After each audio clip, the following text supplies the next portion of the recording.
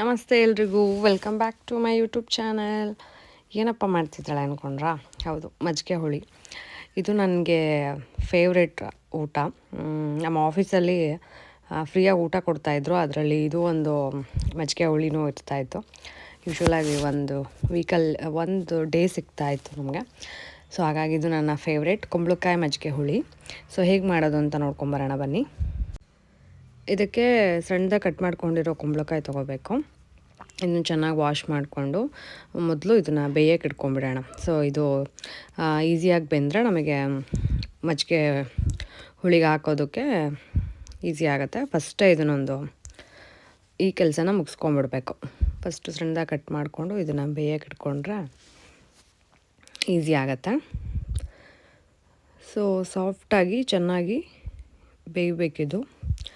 ಇದು ಆಪ್ಷನ್ ಕೂಡ, ಬಟ್ ಇದು ಹಾಕಿದ್ರೆ ಚೆನ್ನಾಗಿರುತ್ತೆ. ಕುಂಬಳಕಾಯಿನ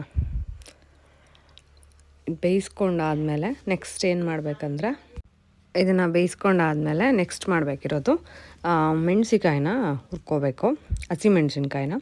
ಸೊ ನಮಗೆ ಖಾರಕ್ಕೆ ತಕ್ಕಾಗೆ ಎಷ್ಟು ಬೇಕೋ ಅಷ್ಟು ಕ್ವಾಂಟಿಟಿ ಎಷ್ಟು ಮಾಡ್ತೀವಿ ಅನ್ನೋದು ನೋಡಿಕೊಂಡು ನಾವು ಹಸಿಮೆಣ್ಸಿಕಾಯಿನ ಇಲ್ಲಿ ಹುರ್ಕೊಳ್ತಾ ಇದ್ದೀನಿ. ಸೊ ನಾನಿಲ್ಲಿ ಒಂದು 4 to 5 ಹಸಿಮೆಣ್ಸಿನ್ಕಾಯಿನ ಹಾಕ್ತಾಯಿದ್ದೀನಿ. ಬಿಕಾಸ್ ನಾನು ನೆಕ್ಸ್ಟ್ ಅದಕ್ಕೆ ಮಸಾಲ ಅಂತ ಬಂದರೆ ನಾನು ಶುಂಠಿ ಮತ್ತು ಕಾಳು ಮೆಣಸೆಲ್ಲ ಹಾಕೋದ್ರಿಂದ ನಾನು ಹಾಗಾಗಿ ನೋಡಿ ಮಾಡಿ ಮೆಣಸಿನ್ಕಾಯಿನ ತೊಗೊಳ್ತಾ ಇದ್ದೀನಿ. ಬಿಕಾಸ್ ಖಾರ ಇರುತ್ತೆ, ಹಾಗಾಗಿ ಸ್ವಲ್ಪ ಆಯಿಲ್ ಹಾಕಿ ಫ್ರೈ ಮಾಡ್ಕೊಬೇಕು ಹಸಿಮೆಣ್ಸಿನ್ಕಾಯಿನ. ಹಸಿಮೆಣ್ಸಿನ್ಕಾಯಿ ಫ್ರೈ ಮಾಡ್ಕೊಂಡ್ಮೇಲೆ ಇದನ್ನು ಒಂದು ಸೈಡ್ ಇಟ್ಕೊಂಡು ಮಸಾಲಕ್ಕೆ ಏನೇನು ಬೇಕು ಅಂತ ನಾನು ಇವಾಗ ಹೇಳ್ತೀನಿ. ಇದೊಂಚೂರು ಈಗ ನಾವು ಕೊಬ್ಬರಿ ಚಟ್ನಿಗೆ, ಕಾಯಿ ಚಟ್ನಿಗೆಲ್ಲ ಮಾಡ್ಕೊಳ್ತೀವಲ್ಲ, ಸೊ ಅದೇ ಥರ ಒಂಚೂರು, ಯಾಕಂದರೆ ಅದು ಹಸಿ ವಾಸನೆ ಹೋಗುತ್ತೆ, ಲೆಕ್ಕ ಹಸಿ ಅನಿಸೋದಿಲ್ಲ ಅಂತ ಇದನ್ನೊಂಚೂರು ಥರ ಗೋಲ್ಡನ್ ಬ್ರೌನ್ ಬರೋ ಥರ ಚೆನ್ನಾಗಿ ಫ್ರೈ ಮಾಡ್ಕೊಬೇಕು. ಆಮೇಲೆ ಇದನ್ನೊಂದು ಕಡೆ ಎತ್ತಿಡ್ಕೊಂಡು ಮಸಾಲೆಗೆ ಏನೇನು ಬೇಕು ಅಂತ ಹೇಳ್ತೀನಿ. ಸೊ ಮಸಾಲೆಗೆ ನಾನಿಲ್ಲಿ ಸ್ಪೈಸಸ್ ಅಂದರೆ ಹಸಿ ಕೊಬ್ಬರಿ ಯೂಸ್ ಮಾಡಿದ್ದೀನಿ, ಕೊತ್ತಂಬರಿ, ಜೀರಿಗೆ, ನೆನೆಸಿರೋ 1-2 ಟೇಬಲ್ ಸ್ಪೂನ್ ಅಕ್ಕಿ, ಬೆಳ್ಳುಳ್ಳಿ, ಕೊತ್ತಂಬರಿ ಸೊಪ್ಪು, ಇಷ್ಟನ್ನು ಮಸಾಲೆಗೆ ರುಬ್ಕೋಬೇಕು. ಆಮೇಲೆ ಸಾಸಿವೆ ಆಪ್ಷನಲ್ಲು, ಹಸಿ ಸಾರಿಗೂ ಹಾಕ್ತಾರೆ, ಬಟ್ ನಾನು ಮಜ್ಜಿಗೆ ಸಾರಿಗೂ ಹಾಕ್ತೀನಿ. 2 ಚಿಕ್ಕ ಸ್ಪೂನಲ್ಲಿ ಸಾಸಿವೆ ತೊಗೊಂಡಿದ್ದೀನಿ. ಸಾಸಿವೆ ಆದಮೇಲೆ ಕಾಳುಮೆಣಸು 1 ಸ್ಪೂನ್ ಮಾತ್ರ ತೊಗೊಂಡಿದ್ದೀನಿ, ಯಾಕಂದರೆ ಖಾರ ಇರುತ್ತೆ.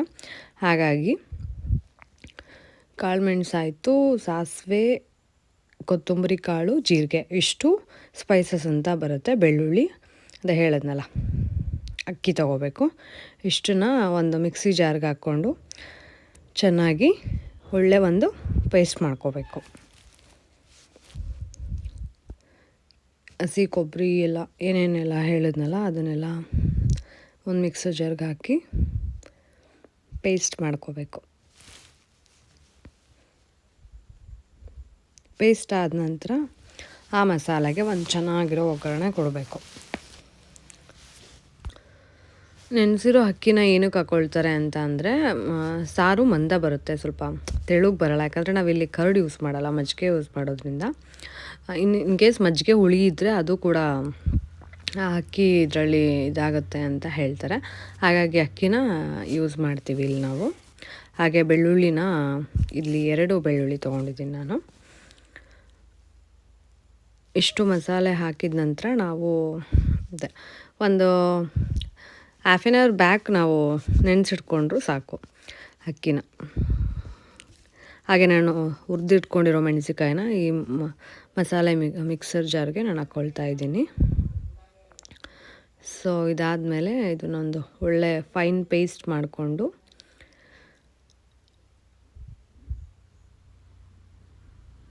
ಸ್ವಲ್ಪ ನೀರು ಹಾಕ್ಕೋಬೇಕು ಮಸಾಲೆ ಇದಾಗಬೇಕಾದ್ರೆ. ಅಷ್ಟರಲ್ಲಿ ನಾವಿಲ್ಲಿ ಒಲೆ ಮೇಲೆ ಇಟ್ಟಿರೋ ಕುಂಬಳಕಾಯಿ ಬೆಂದಿರುತ್ತೆ. So paste ರೆಡಿಯಾಗಿರುತ್ತೆ. ಈ ಕುಂಬಳಕಾಯಿ ಬೆಂದಿರೋದನ್ನ ಒಂದು ಸೈಡಿಗೆ ಎತ್ತಿಟ್ಬಿಟ್ಟು ಆಮೇಲೆ ಒಗ್ಗರಣೆಗೆ ಏನೇನು ಬೇಕು ಅಂತ ನಾನು ಹೇಳ್ತೀನಿ ಇಲ್ಲಿ. ಒಗ್ಗರಣೆಗೆ ಕರಿಬೇವು, ಆನಿಯನ್ ಮತ್ತು ಕೊತ್ತಂಬರಿ ಸೊಪ್ಪು ಚಿಕ್ಕದಾಗಿ ಹೆಚ್ಚಿಟ್ಕೊಂಡಿರೋದು, ಇಷ್ಟನ್ನ ಒಂದು ಒಗ್ಗರಣೆ ಕೊಡೋದಕ್ಕೆ ರೆಡಿ ಮಾಡಿ ಇಟ್ಕೊಂಡಿದ್ದೀನಿ. ಸೊ ಇಷ್ಟೆಲ್ಲ ರೆಡಿ ಮಾಡಿ ಇಟ್ಕೊಂಡ್ರೆ ಈಸಿಯಾಗಿ ಅಡುಗೆ ಆಗಿಬಿಡುತ್ತೆ. ಸೊ ಕುಂಬಳಕಾಯಿನೂ ಬೆಂದಿದೆ, ಸೈಡಿಗೆ ಎತ್ತಿಟ್ಬಿಟ್ಟು ಒಂದು ಪ್ಯಾನಲ್ಲಿ ಪಾತ್ರೆ ಒಳಗೆ ಒಂದು ಒಳ್ಳೆ ಒಗ್ಗರಣೆ ಕೊಡೋಣ. ಈ ಪಾತ್ರೆ ಕಾದ ತಕ್ಷಣ ಎಣ್ಣೆ ಹಾಕಿಬಿಟ್ಟು, ಅಡುಗೆ ಎಣ್ಣೆ ಯೂಸ್ ಮಾಡಿ, ಅದಾದಮೇಲೆ ಸಾಸಿವೆ, ಜೀರಿಗೆ, ಕರಿಬೇವು ಎಲ್ಲ ಹಾಕಿ ಒಂದೊಳ್ಳೆ ಒಗ್ಗರಣೆ ಕೊಡಬೇಕು. ಎಣ್ಣೆ ಕಾಯ್ತಾ ಇದೆ. ನಾನು ಸ್ಟೀಲ್ ಪಾತ್ರೆ ಯೂಸ್ ಮಾಡಿಬಿಟ್ಟೆ. ಸೊ ಅದು ಬೇಗ ಕಾದ್ಬಿಡುತ್ತಲ್ವ, ನಿಮ್ಗೆಲ್ರಿಗೂ ಗೊತ್ತು. ಸೊ ಚೂರಲ್ಲ ಜಾಸ್ತಿನೇ ಕಾದೋಯ್ತು. ಏನೂ ಮಾಡೋಕ್ಕಾಗಲ್ಲ. ಬಟ್ ಎಲ್ಲ ಏನೇನು ಒಗ್ಗರಣೆಗೆ ಬೇಕೋ ಸಾಸಿವೆ, ಜೀರಿಗೆ, ಕರಿಬೇವು ಹಾಗೆ ಈರುಳ್ಳಿ ಹಾಕಿ ಒಂದೊಳ್ಳೆ ಒಗ್ಗರಣೆ ಕೊಟ್ಟೆ. ಇಲ್ಲಿ ಬೇಕಾದ್ರೆ ಆಪ್ಷನ್ನು, ನೀವು ಬೇಕಾದರೆ ಬೆಳ್ಳುಳ್ಳಿ ಕೂಡ ಯೂಸ್ ಮಾಡ್ಬೋದು. ನಾನು ಆಲ್ರೆಡಿ ಮಸಾಲದಲ್ಲಿ ಹಾಕ್ಕೊಂಡಿರೋದ್ರಿಂದ ನಾನು ಏನೂ ಇಲ್ಲಿ ಬೆಳ್ಳುಳ್ಳಿನ ತೊಗೊಂಡಿಲ್ಲ. ಸೊ ಇದನ್ನೊಂಚೂರು ಬ್ರೌನಿಷ್ ಆಗೋ ಥರ, ಒಂದು ಗೋಲ್ಡನ್ ಬ್ರೌನ್ ಬರೋ ಥರ, ಇಟ್ಸ್ ನಾಟ್ ಫುಲ್ಲಿ ಬ್ರೌನ್, ಒಂಥರ ಬ್ರೌನಿಷ್ ಅಂದರೆ ಆ ಥರ ಬ್ರೌನಿಷ್ ಮಾಡ್ಕೊಬೇಡಿ. ನಾರ್ಮಲ್ ಹೇಗೆ ಒಗ್ಗರಣೆಗೆ ಮಾಡ್ಕೊತೀವೋ ಆ ಥರ ಮಾಡಿಕೊಂಡು ಚೆನ್ನಾಗಿರೋ ಒಗ್ಗರಣೆ ರೆಡಿ ಮಾಡ್ಕೊಳ್ಳಿ. ಸೊ ಇದು ಇನ್ ಕೇಸ್ ಬೇಯಬೇಕು ಅಂದರೆ ನಾವು ಒಂಚೂರು ಉಪ್ಪು ಕೂಡ ಹಾಕ್ಕೋಬೋದು, ಬೇಗ ಬೇಯುತ್ತೆ. ಗೊತ್ತಾಯ್ತಲ್ಲ. ನಾನು ಇಲ್ಲಿ ಉಪ್ಪು ಹಾಕಿ ಬೇಯಿಸ್ತಾ ಇದ್ದೀನಿ. ಆಮೇಲೆ ಮತ್ತೆ ನೆಕ್ಸ್ಟ್ ಉಪ್ಪು ಹಾಕ್ಬೇಕಾದ್ರೆ ಹಾಕ್ಬೇಕು, ಯಾಕಂದರೆ ಒಗ್ಗರಣೆಗೆ ಮೊದಲೇ ಹಾಕಿರ್ತೀವಲ್ಲ, ಹಾಗಾಗಿ. ಸೊ ಇದು ಬೆಂದಾದಮೇಲೆ ರುಬ್ಕೊಂಡಿರೋ ಮಸಾಲೆನ ಆ ಈರುಳ್ಳಿಗೆ ಹಾಕಬೇಕು, ಈರುಳ್ಳಿ ಒಗ್ಗರಣೆಗೆ. ಸೊ ಚೆನ್ನಾಗಿ ಮಿಕ್ಸ್ ಮಾಡಿ ಅದೊಂಚೂರು ಹಸಿ ವಾಸನೆ ಎಲ್ಲ ಹೋಗೋ ತನಕ ಅದು ಸಿಮ್ಮಲ್ಲೇ ಇರಬೇಕು ಗ್ಯಾಸು. ಜೋರಾಗಿ ಇಟ್ಕೊಂಡ್ರೆ ಮತ್ತು ತಳ ಹಿಡಿದ್ಬಿಡುತ್ತೆ. ಹಾಗಾಗಿ ಸಿಮ್ಮಲ್ಲಿ ಇಟ್ಕೊಂಡು ಅದನ್ನು ಕೈಯಾಡ್ತಾ ಬನ್ನಿ. ತುಂಬ ಚೆನ್ನಾಗಿರುತ್ತೆ ಗೊತ್ತಾ ಈ ಸಾಂಬಾರು. ಅನ್ನದ ಜೊತೆ, ಬಿಸಿ ಬಿಸಿ ಅನ್ನದ ಜೊತೆ ಮುದ್ದೆ ಮಾಡಿಕೊಂಡು ತಿನ್ಬೋದು. ಅದಕ್ಕೆ ಮಜ್ಜಿಗೆ ಮೆಣಸಿನ್ಕಾಯಿ ಇರಬೇಕು, ಒಳ್ಳೆ ಡೆಡ್ಲಿ ಕಾಂಬಿನೇಷನ್ ಅದಕ್ಕೆ. ನನಗಂತೂ ಇದು ಯಾವಾಗ ಮಾಡಿಕೊಟ್ರು ತಿಂತೀನಿ. ನನಗೆ ಮಜ್ಜಿಗೆ ಸಾರು ಅಂದರೆ ತುಂಬ ಇಷ್ಟ. ಅದರಲ್ಲೂ ಈ ಥರ ಸ್ಟೈಲಲ್ಲಿ ಮಾಡ್ಕೊಂಡು ತಿನ್ನೋ ಮಜ್ಜಿಗೆ ಸಾರು ಅಂತೂ ನನಗೆ ತುಂಬಾ ಇಷ್ಟ. ಒಂಚೂರು ಮಸಾಲೆ ಎಲ್ಲ ವೇಸ್ಟ್ ಮಾಡಬಾರ್ದು. ಸೊ ಹಾಗಾಗಿ ಜಾರಲ್ಲಿರೋದನ್ನೆಲ್ಲ ಬಿಟ್ಟಿಲ್ಲ, ಎಲ್ಲನೂ ತೊಳ್ಕೊಂಡು ಆ ಪಾತ್ರೆಗೆ ಹಾಕ್ಕೊಂಡೆ. ಸೊ ಇದೆಲ್ಲ ಆದಮೇಲೆ ಅದೆಲ್ಲ ಒಂಚೂರು ಕುದಿ ಬರಬೇಕು. ಒಂದು ಕುದಿ ಯಾಕೆ ಬರಬೇಕು ಅಂದರೆ ಹಸಿ ವಾಸನೆ, ಹಸಿ ಕೊಬ್ಬರಿ ಎಲ್ಲ ತೊಗೊಂಡಿರ್ತೀವಿ, ಹಸಿ ಮೆಣಸಿನ್ಕಾಯಿ ಎಲ್ಲ ಇರುತ್ತಲ್ಲ, ಒಂಚೂರು ಹಸಿ ವಾಸನೆ ಎಲ್ಲ ಹೋಗೋ ತನಕ ಗೂರಾಡಿಕೊಂಡು ಆಮೇಲೆ ನಾವು ಬೇಯಿಸಿಟ್ಕೊಂಡಿದ್ವಲ್ಲ ಕುಂಬಳಕಾಯಿ, ಅದನ್ನು ಈ ಮಸಾಲೆಗೆ ಹಾಕಬೇಕು. ಸೊ ಈ ಮಸಾಲೆಗೆ ಎಲ್ಲ ಆ ಕುಂಬಳಕಾಯಿಗೆ ಮಸಾಲೆ ಎಲ್ಲ ಚೆನ್ನಾಗಿ ಹತ್ಕೊಳ್ಳುತ್ತೆ. ಆಯಿತಾ. ನೆಕ್ಸ್ಟ್ ಇರೋದೇ ಮೇಯ್ನ್ ಇಂಗ್ರೀಡಿಯೆಂಟ್ ಏನಂದರೆ ಮಜ್ಜಿಗೆ. ಹುಳಿ ಮಜ್ಜಿಗೆ ಅಷ್ಟಾಗಿ ತೊಗೋಬೇಡಿ. ಸೊ ನೋಡಿ ತೊಗೊಳ್ಳಿ. ಸಿಹಿ ಮಜ್ಜಿಗೆನೇ ಇದ್ದರೆ ಚೆನ್ನಾಗಿರುತ್ತೆ.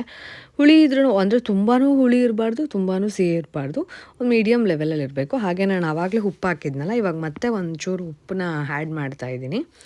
ಸೊ ಇವಾಗ ನಾನಿಲ್ಲಿ ಮಜ್ಜಿಗೆ ಹಾಕ್ಕೊಳ್ತಾ ಇದ್ದೀನಿ. ಮಜ್ಜಿಗೆನ ಹಾಕಿ ಚೆನ್ನಾಗಿ ಗೂರಾಡಬೇಕು. ಸೊ ಅರಿಶಿನ ಎಲ್ಲ ಏನು ನೆಸೆಸಿಟಿ ಇರೋಲ್ಲ, ಆಲ್ರೆಡಿ ಗ್ರೀನ್ ಇರೋದ್ರಿಂದ ಅರಿಶಿನ ಆಪ್ಷನಲ್ ಬೇಕಾದರೆ ಹಾಕ್ಕೋಬೋದು, ಬೇಡ ಅಂದರೆ ಬೇಡ. ಸೊ ನಾನಿಲ್ಲಿ ಒಂಚೂರು ಬೆಲ್ಲ ಹಾಕ್ತೀನಿ. ನಾವು ಯಾವುದೇ ಅಡುಗೆಗಾದರೂ ನಾನು ಬೆಲ್ಲ ಯೂಸ್ ಮಾಡ್ತೀನಿ. ಅದು ನಮ್ಮ ಅಜ್ಜಿಯಿಂದ ಬಂದಿರೋದು, ಹಾಗೆ ನಮ್ಮ ಅತ್ತೆಯಿಂದ, ನಮ್ಮ ಅಮ್ಮಯಿಂದ ಬಂದಿರೋದು. ಸೊ ಬೆಲ್ಲ ಹಾಕಿದರೆ ಫೈನಲಾಗಿ ಮಜ್ಜಿಗೆ ಹುಳಿ ರೆಡಿ ಆಯಿತು. ಮಾಡ್ಕೊಳ್ಳಿ, ತಿನ್ಕೊಳ್ಳಿ. Thank you for watching my video guys. Thank you.